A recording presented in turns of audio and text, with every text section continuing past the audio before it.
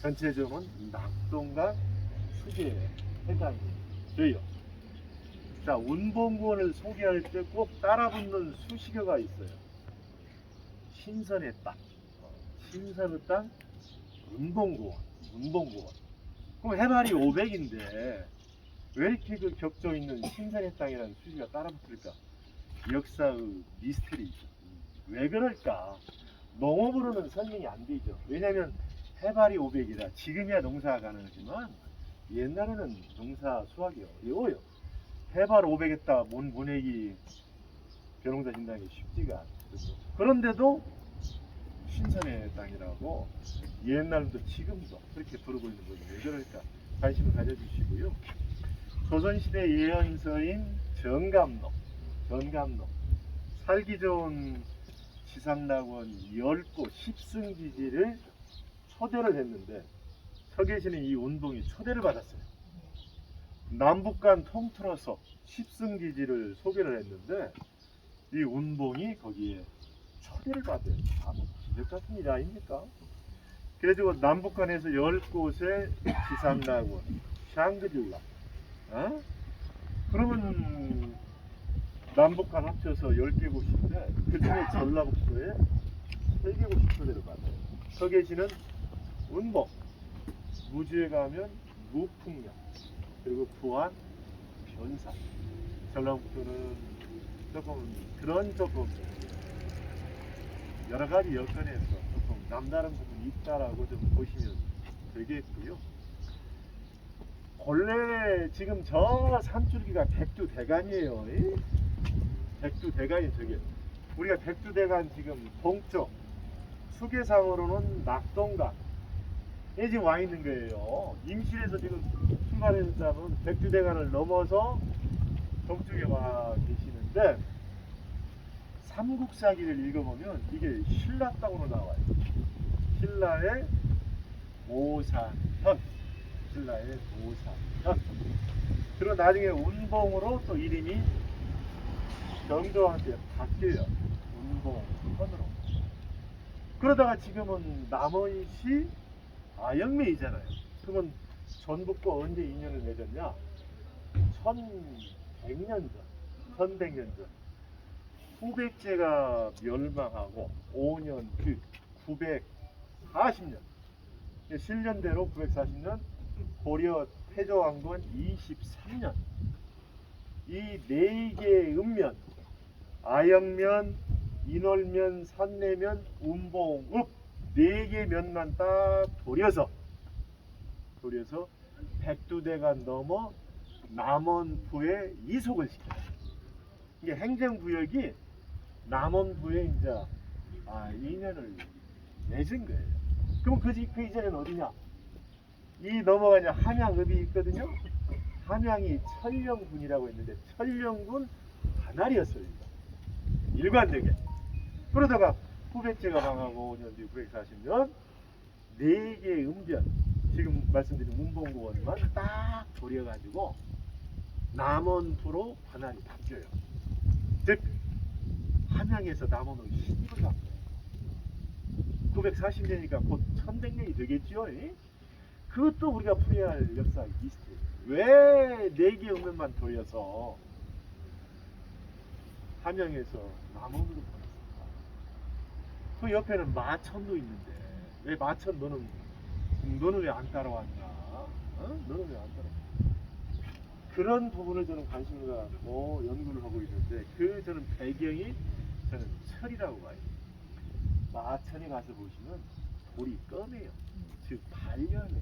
즉 철검색이 아니에요. 나머지 4개 읍면은 돌을 들으면 무거워요. 왜? 철검. 그러면 940년 어떤 일이 있었냐? 남원경이 남원부가 돼요. 신라가 상복을 통해서 685년 전국에 오소경을 둘 때 남원에 남원경을 둬요. 685년. 그럼 남원경의 의미는 뭐냐? 남쪽 서울이란 뜻이에요. 대단히 역사가 깊은 그 지명인데 940년 남원경이 남원부가 돼요. 이게 서울이 지방이 되는 거예요. 아시겠어요? 그때에 고려왕조는 보리정부는 함양에 있는 4개 읍면을 딱 보려서 남원도로 바다로 바꾸는 행정들 다 돼. 자 그렇게 해서 대체로 이 지역은 이제 아시겠죠? 네. 원래 신라의 모사년, 나중에 운봉, 또 함양 관할로 있다가 940년 남원에 이제 시집으로 와요. 940년. 곧 있으면 1100년이 돼요. 지금 우리 전국과의 인연이 지금도 깊지요. 근데 이분들은 말투나 그것이 너무하고 달라요. 이 양반들은 본래 함양 땅, 경상도 땅이에요. 아시겠어요? 그래서 어투가 전주에 이제 유학을 오는 친구들 보면 딱 말씀만 들으면 아 이 친구 운봉에서 유학 무슨 말이냐면 영남의 어떤 그런 어떤 강이에요 이분들. 그런데도 어쨌든 940년 내전 2년을 그렇게 소중히 간대하는 운봉 사람들 고맙지요. 자 그러면 신라 이전에 누가 주인이었냐? 그게 바로 가야예요. 지금부터 1500년 전 아시겠어요? 1500년 1500년 그러면 이제 그 가야는 제가 말씀을 드리는 것보다 어떤 모습으로 남아있는가 아마 지금 오시는 걸 알고 지금 화장 세단장 다 하고 지금 기다리고 있을 거예요. 유적이 가서 보시면 야, 이 백두대간 품속에 우리는 백두대간은 자연 생태계 보고만 머리에 각인을 시켰잖아. 한반도의 척추 등뼈 백두대간 그리고 생태계 보고로만 백두대간을 고맙게 생각했는데 거기에 역사 이야기가 전북 구간에 있는데 그게 가야 이야기예요. 고고학자가 보기에 한마디로 백두대간은 철이에요. 즉 철광석이에요. 선생님들 가야에 대한 평가를 어떻게 하세요? 꼭 국민들 대상으로 여론조사를 하면 가야 하면 뭐가 떠오릅니까? 철호왕국. 철호왕국. 그리고 국민들을 바람은 가야를 철호왕국으로 복원, 부활을 시켜달라라는 게 우리 국민들의 바람이자 여망이에요. 사실 가야를 철호왕국이라고 평가했던 지역이 영남이에요. 영남에서 학자들이 열심히 연구를 해서 가야를 철호왕국이라고 평가를 해주셨고 진정한 철호왕국은 포항제철이에요. 철광석을 녹여 철을 생산하는 포항제철인데 전북의 동부에 있어서 현재까지 이 제철 유적 골짝골짝이 전부 그냥 쇠똥에 슬레가 산더미 쌓여 있는데 이제 잠만 깨웠어요. 있는 것만 확인을 했어요. 검증 고증은 발굴이에요. 발굴 기록도 없고 전한 얘기도 없습니다. 아직 발굴 시작 안 됐어요. 다만 전북이 14개 시군 중에서 7개 시군에 걸쳐서 가야의 유적과 요리 발견이 돼요. 그걸 하나로 묶는 전략이 전북가야라는 용어를 만들었어요. 왜냐하면 가야사가 국정과제에 초대를 받았잖아요. 국민들 초대하셔야지. 국정과제의 주인은 국민이에요. 국민이에요. 전략이 있어야 돼요.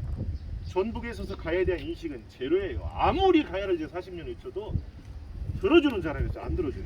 왜? 역사에 대한 무관심. 생각을 안 바꾸는 거예요. 역사 인식을 바꾸질 않는 거예요. 그렇게 외쳐도 얘기를 안 들어요. 물론 물어보는 사람도 없어요. 안 물어봐요. 안 물어봐. 관심이 없으니까.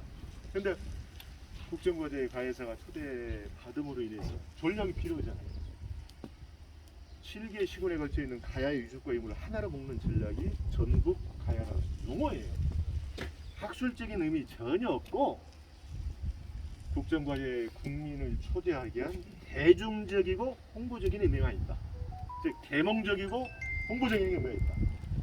학술이라는 것은 학자들이 논문을 통해서 발표가 돼야죠. 그래서 4년 열심히 했는데 한마디로 대박이에요. 대박이에요. 실체가 드러났는데 그 정도로 열심히 좀 하고 있고요. 이제 막 기지개를 펴요. 그중에 대표적으로 발품을 열심히 팔아서 산하를 가서 한번 잠자고 유적을 깨워보니까 제철 유적, 지금 포항제철 같은 제철 유적이 250개가 확인이 돼요. 그냥 어마어마한 세계적으로 이런 제철 유적이 없어요. 다만 그게 언제 누가 그 제철 유적을 남겼는지는 발굴밖에 없어요. 기록이 없으니까 지금 발굴이 이제 막 시작이 됐어요. 상당히 중요한 성과가 나와요. 그러면 가야를 철호 왕국이라고 했을 때 이제 철호 왕국이 완성이 되겠죠. 왜냐하면 전국과의 영역에서 제철 유적이 막 쏟아지니까. 선생님들 250개의 제철 유적은요, 우리나라에서 지금 남북한 다 합쳐서 학계에 보고된 제철 유적이 350개죠. 남북한 통틀어서. 근데 이번 국정과제를 통해서 250개가 새롭게 발견이 된 거예요. 어디에서? 전북 동부에서. 이건 세계적으로도 유일무이한 이야기예요. 결론적으로 백두대간은 철이다. 결국에 그 철광석을 놓으면 철이 나오죠. 역사 발전의 동력은 철이에요. 또 하나가 소금이에요. 변하지 않는 역사의 이론 염철론이에요. 염철론. 역사 발전의 근원이 철과 소금이다 했을 때 전북이 염철론에 무대였던 것 같아요. 그런데 바닷길로 들어왔던 철기 문화가 이 백두대간에서 활짝 꽃을 피웠는데 왜? 여기 돌은 철광석, 그런 선진 문물 들어와서 그것을 국가 시스템으로 일군 갖춘 나라가 이제 가야였는데, 그 뒤에 백제 남원경, 그다음에 후백제 이어지는 이 철의 이야기는 한 편의 영화를 띄워놓은 거죠. 무서운 얘기예요. 근데 오늘은 제가 다 안 보여드릴게요. 다음에 또 오시라고. 제가 그냥 막걸리 한번 사지요. 제 막걸리 단골 많아요. 왜냐면 40년 이게 들락거려서 곳곳이 단골이에요. 장부 다 있어요. 장부 다 집집마다 있어서. 근데 오늘 다 보따리를 다 풀어버리면 아무 시대가 오늘은 무덤만 가지고 얘기해요. 나중에 철, 봉화, 산성, 헐레가 산더미째서 왜? 철의 산지. 세계적으로 철의 산지는 항상 중앙이자 거점이었어요. 모든 것이 그리다 집하고 왜? 국력의 원천이 철이니까. 지금도 정부에서 포항제철을 안 놓죠. 왜? 국력의 원천, 나라의 근간인 거예요. 옛날엔 절대성이 있죠. 그래서 오늘은 이제 가야 이야기를 남긴 분들의 지하궁전, 왕릉급 고총. 여기서 하나만 말씀드릴게요. 총과 릉은 구분하시죠? 릉과 총은 쉽게 말해서 능이라고 하는 것은 문영왕릉, 조선왕릉, 왕과 왕비가 잠들어 있는 무덤을 능이라고 해요. 다만 조건이 있어요. 그 주인공이 누군지 알아야 해요. 그 무덤의 주인공이 누군지. 공주에 있는 무령왕릉은 왕과 왕비인지 지석이 지금 하는 주민등록 같은 지석이 나와서 오호! 그래서 문영왕릉이 된 거예요. 삼국시대 많은 왕릉은 전부 총이 돼요. 황남대총, 천마총. 왜? 주인을 몰라요. 주인을 모르면 총이 되는 거예요. 총이. 그래서 경주가 뭐 황남대총 있죠. 와, 발굴해서 수만전 유물이 쏟아졌는데 주인을 누군지 그냥 기록이 없어요. 할 수 없이 황남등에서 제일로 크다. 그래서 황남대총이 된 것이고, 옆에 천마총은 대통령께서 내가 발굴을 한번 해봤으면 좋겠다라고 말씀을 주시니까 고각적인 자신이 없어요. 연습을 했던 데가 천마총이 작으니까. 그래서 경험, 자신감 키워서 천마총을 발굴하는데, 아니 황남대총은 천마총도 15,000 이상 유물이 쏟아졌어요. 왕릉이면 틀림이 없는데 주인을 몰라요. 누구 무덤인지 몰라요. 그러면 총이 되는 거예요. 15,000점 유물 중에서 으뜸의 유물을 고각자가 뽑았는데 천마도, 말의 안장의 장식이에요. 그걸 튀기지 말고 이게 으뜸이다 해서 천마총이 된 거예요. 가야도 마찬가지예요. 수로왕릉이 있잖아요. 거기는 어쨌든 가야의 시절 수로왕이 잠들어 계시다 능이라고 붙이는데 나머지는 전부 총이에요. 고령의 대가야를 가든 김해의 금관가에 하만에 가시든 전부 총이라고 그래. 가야고총. 가야고총. 주인을 몰라. 왕님이 일단. 그러면 전북 동부에 가야고총이 몇 기냐? 420. 그걸 제가 그 대목만 오늘 공개하려고. 아시겠어요? 네. 가서 이 심장이 조금 약하신 분들은 좀 심호흡을 하시고 이 충격에서 이렇게 쓰러지면 안 돼요. 우리가 가야 하면 영랑이잖아. 전북에 가야 40년 내쳐도 들어주는 사람이 없어. 세상은요, 생각을 바뀌어야 세상이 바뀌는 거예요. 역사란 것도 역사 인식이 바뀌어야 그 역사가 내 거가 되는 거예요. 아시겠죠? 안 바꿔요. 사람들이. 이게 백문이 불여일견이다. 가서 직접 보는 거예요.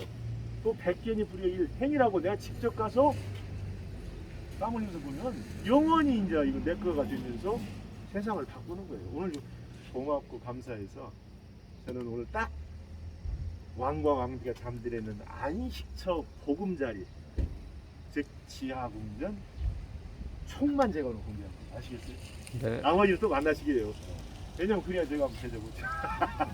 아시겠죠? 네. 그렇게 나눠서 가시게요.